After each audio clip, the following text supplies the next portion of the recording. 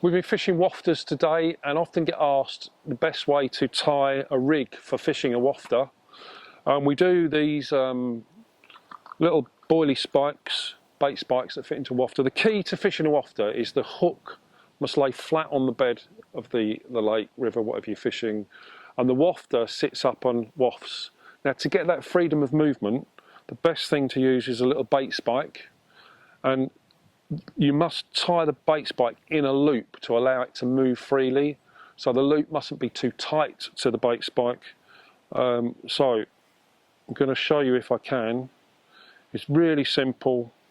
Just thread the line through the eye of the bayonet, make a big loop and get that to go through just once.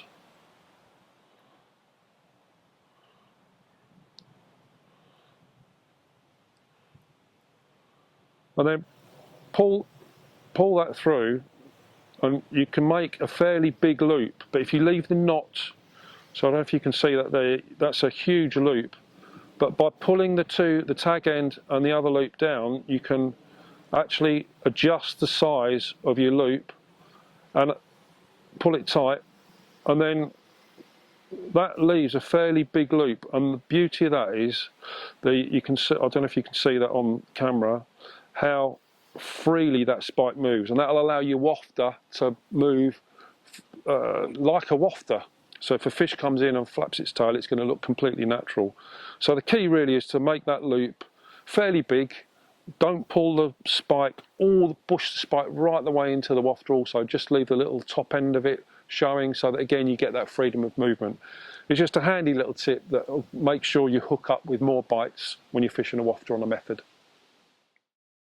So once you've tied the actual boilie spike on to the line, you just tie your normal hair rig knotless knot, which leaves you then with, there's the one I tied earlier, and you can see the loop there is a fairly big loop, which means that boilie spike is really freely moving. So you know your waft is going to move perfectly. And then I mentioned about not pushing it all the way into the wafter, so you don't bury the eye of the spike, because that would again restrict the movement. So you just leave that out, and there you go, that's the finished article. You've got your wafter perfectly hinged onto that boilie spike with complete freedom of movement, and that's the way to present the perfect wafter on a method.